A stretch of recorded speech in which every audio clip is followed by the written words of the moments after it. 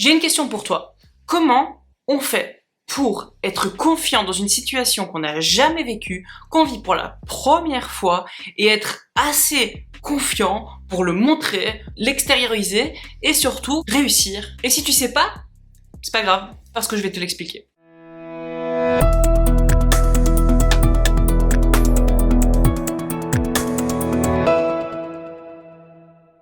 La réussite passe par la confiance. Le succès passe forcément par la confiance. Tu peux aussi réussir sans avoir confiance en toi, mais ce sera plus douloureux, avec un pourcentage plus faible de chances de succès. La confiance, c'est souvent perçu comme quelque chose d'inné, comme un trait de caractère, une personnalité, alors que la confiance, c'est pas du tout un trait de caractère. La confiance, il faut savoir que vraiment c'est quelque chose qui apparaît dans certains domaines et surtout qui est très variable avec le temps et très dépendant de beaucoup de facteurs.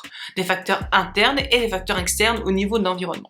Par exemple, un footballeur face à une armée de défenseurs qui à 20 mètres du but va tirer en pleine confiance à un moment décisif du match et va marquer un goal. À ce moment-là, il est rempli de confiance. Par contre, à un autre moment, il va devoir tirer un penalty à quelques mètres du goal, seul devant le gardien, et il va complètement rater son penalty. Ça, c'est parce que la confiance, elle va impacter sur ses chances de succès, et la confiance varie d'un moment à l'autre, suivant les facteurs auxquels on doit faire face. Et donc la confiance, si elle varie d'un moment à l'autre, et si elle n'est pas innée, ça veut dire qu'elle dépend de facteurs plutôt neurologiques, et surtout de la neurochimie. Alors la neurochimie, ce sont des molécules qui vont intervenir au niveau neurologique, donc ça veut dire des hormones ou des molécules qu'on va libérer et qui vont avoir des impacts sur notre comportement. Qu'est-ce qu'on sait aujourd'hui au niveau scientifique? Ce qu'on sait, c'est que, notamment chez des sportifs, mais qui peut s'appliquer dans tous les domaines de la vie, un haut taux de confiance qui va entraîner un haut taux de succès dépend principalement de deux molécules. La première, ça va être la testostérone et surtout des hauts niveaux de testostérone. Notamment des hauts taux de testostérone vont permettre de développer plus de confiance dans l'acte qu'on s'apprête à faire, mais également d'avoir des comportements qui sont en lien avec cette confiance, c'est-à-dire des comportements qui sont moins dans l'émotionnel et plus dans le cognitif, et notamment des comportements qui nous font prendre plus de risques que la peur et le stress nous empêcheraient de prendre, tout simplement. Mais attention, pas des risques irréfléchis, puisque, pour rappel, la testostérone à plus haut niveau va permettre d'avoir une façon plus cognitive de voir les choses que émotionnelle. Et donc on est plus enclin à prendre des risques réfléchis plutôt que des risques émotionnels. C'est exactement ce qu'il te faut quand tu veux avoir confiance en toi. Alors attention, je fais juste une petite parenthèse ici pour anticiper des questions. La testostérone est une hormone sexuelle, certes typiquement masculine, mais on en retrouve également chez les femmes. Et les femmes ont également de la testostérone, donc peuvent également avoir des niveaux de testostérone bas ou élevés. C'est tout pour cette parenthèse. Alors il n'y a pas que la testostérone qui intervient dans la confiance, il y a aussi le cortisol. Le cortisol, mais cette fois-ci, plus bas. Le cortisol, c'est une hormone qui est libérée par les surrénales des petites glandes au-dessus de vos reins et qui est en fait une hormone de stress. Alors elle est libérée dans un moment de peur, de stress. Elle a une fonction très utile puisqu'elle va permettre d'accélérer le rythme cardiaque, de rediriger le sang vers des organes vitaux et également de pouvoir augmenter le niveau de vigilance. Le problème du cortisol, c'est que quand il est un peu trop haut, le niveau de stress est également trop haut et là on a le cœur qui pompe un peu trop fort, on est un tout petit peu trop paranoïaque parce que le niveau de vigilance est un peu trop élevé et on commence vraiment à se laisser déborder par ce sentiment de stress. Alors donc justement, c'est ce niveau de cortisol plus bas qui permet d'avoir une chance de succès plus élevée parce que il va permettre de ne pas se laisser déborder par ce stress et de ne pas être envahi par le stress ou l'anxiété. Alors ok, on sait, c'est le cocktail utile pour avoir confiance en soi. Mais la vraie question, c'est pas de se demander quel est le cocktail le plus utile. La vraie question, c'est de se dire comment on a ce cocktail. Est-ce que c'est quelque chose qu'on a chez nous et puis ceux qui l'ont, ils réussissent et ceux qui l'ont pas, ils réussissent pas? Ou c'est quelque chose qu'on peut provoquer? Et c'est là que ça devient intéressant parce que c'est quelque chose que tu peux tout à fait créer comme un chimiste à l'intérieur de ton cerveau. C'est pas très compliqué à faire, c'est même extrêmement facile. Tout part sur ton corps. Quelle est la différence entre cette personne et cette personne? Alors, cette personne a confiance en elle et l'autre n'a pas confiance en elle. Alors, ce n'est pas parce que cette personne a confiance qu'elle se tient comme ça, mais c'est parce qu'elle se tient comme ça qu'elle a confiance en elle. Ça, c'est vraiment important de le comprendre.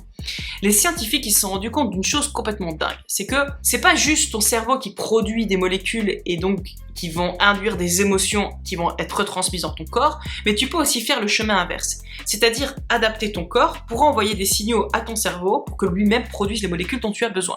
Notamment, cette posture-ci, c'est la posture du gagnant. Alors la posture du gagnant, typiquement, c'est avoir les épaules ouvertes, avoir vraiment ce torse très ouvert, le dos droit, la tête bien haute. Et cette position-là, c'est la position du gagnant, la position du dominant, qu'on retrouve dans le règne animal chez d'autres espèces, mais aussi chez l'homme.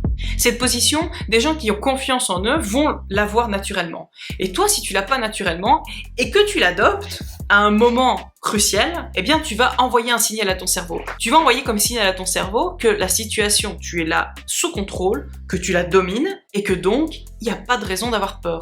Et cette position, naturellement, va envoyer ces messages à ton cerveau qui vont dire, bah si c'est le cas, c'est bon, on augmente le taux de testostérone et on diminue le taux de cortisol, puisque je suis dominant, j'ai confiance et je n'ai pas peur.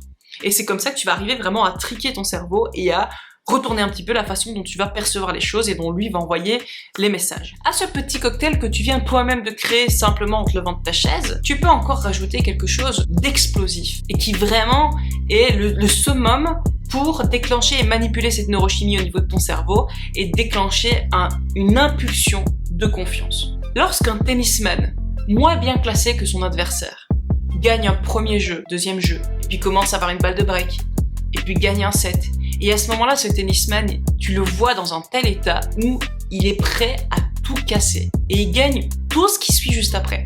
Et bien à ce moment-là, ce tennisman, il a ce cocktail explosif dans la tête. Et bien c'est ce cocktail explosif qui va faire en sorte qu'il a une précision chirurgicale, qu'il voit tout, qu'il ne rate rien et qu'il est ultra vif dans chacun de ses gestes. Ce cocktail, il est composé donc on l'a vu juste avant, de testostérone élevé, de cortisol bas, mais aussi de dopamine.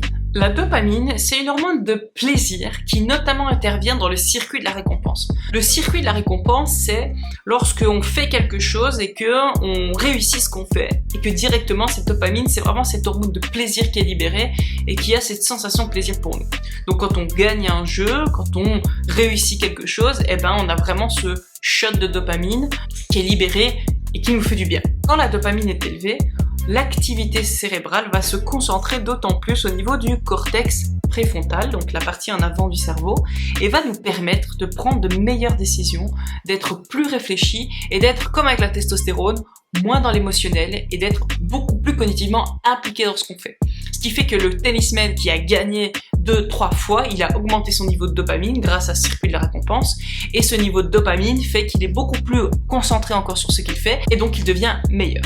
Alors la dopamine, elle a ses effets directs, mais elle a surtout des effets extrêmement intéressants sur du long terme. C'est-à-dire que quand la dopamine est souvent relâchée, alors attention quand je dis souvent, pas tout le temps, mais quand tu as de la dopamine, qui a quand même des petits shots de dopamine réguliers, eh ben tu vas augmenter le nombre de récepteurs à la testostérone dans ton cerveau. Ça veut dire que tu deviens plus vite sensible à cette augmentation de testostérone. Pour essayer de la faire simple, c'est-à-dire que plus tu as de récepteurs à une hormone dans ton cerveau, moins il t'en faut pour ressentir les effets, puisque les effets se marquent au moment où la testostérone va venir se mettre sur un récepteur. Ça veut dire que l'idée, c'est donc de provoquer ces libérations de dopamine pour que le jour où tu auras vraiment besoin de ta testostérone et de ta dopamine, bah t'aies plus de récepteurs disponibles pour l'accueillir. Mais comment on fait? Et alors là, faut pas se tromper. Alors soit il y a une technique très commune, c'est-à-dire il faut souvent faire face à la situation et de cette situation la réussir, et donc petit à petit tu vas libérer de plus en plus de dopamine. C'est-à-dire le mec qui joue au tennis, il faut en fait qu'il gagne plein de compétitions, mais ça c'est pas toujours faisable. Au moment où tu passes ton entretien d'embauche, ton examen, ce rendez-vous, t'as pas eu 15 occasions avant, c'est peut-être ta seule occasion. Donc comment tu fais pour que cette occasion ce soit la bonne et qu'à ce moment-là, même pour cette occasion, tu aies plein de récepteurs pour ta dopamine et ta testostérone? Le cerveau, il est extraordinaire, mais aussi très basique. C'est-à-dire qu'un cerveau ne fait pas la différence entre la réalité et l'imaginaire. Donc, quand tu demandes à des mecs qui vont à la salle de sport d'arrêter d'aller à la salle et à la place de s'allonger dans leur lit et de faire de la visualisation active de eux qui font des exercices de musculation, bien on se rend compte que leurs muscles grossissent sans solliciter le muscle.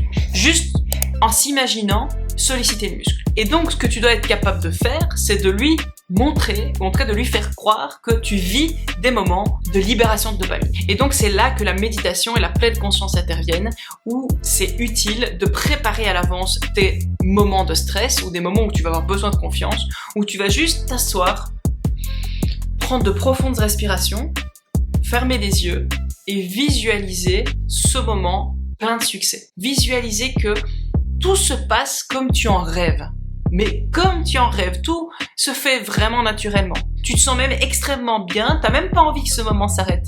Et tu es rempli de toute la gloire dont tu rêves durant ce moment. Et bien quand tu fais cet exercice-là, ton cerveau va vraiment l'enregistrer comme si c'était un vrai souvenir et va libérer, tu le sentiras d'ailleurs directement si tu es en bon état de méditation, en tout cas en bon état de relaxation, tu sentiras que tu te sens bien parce que ton cerveau libère cette dopamine. Et donc en faisant cet exercice avant le moment fatidique, eh ben tu vas préparer ton cerveau à accueillir toutes les molécules et tout le cocktail explosif dont il a besoin le jour J. L'idée donc c'est vraiment de reprendre le contrôle de ton cerveau. Et si ce sont des choses qui t'intéressent de vraiment reprendre le contrôle de ton cerveau, je te conseille cette vidéo que je t'ai mis là, qui est vraiment exactement dans le même thème. Comment reprendre le contrôle vraiment de ton cerveau et comment pouvoir en fait avoir toi le pouvoir dessus et ne plus être une victime de ce cerveau.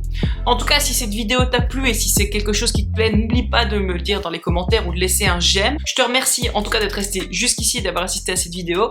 Je te retrouve très vite.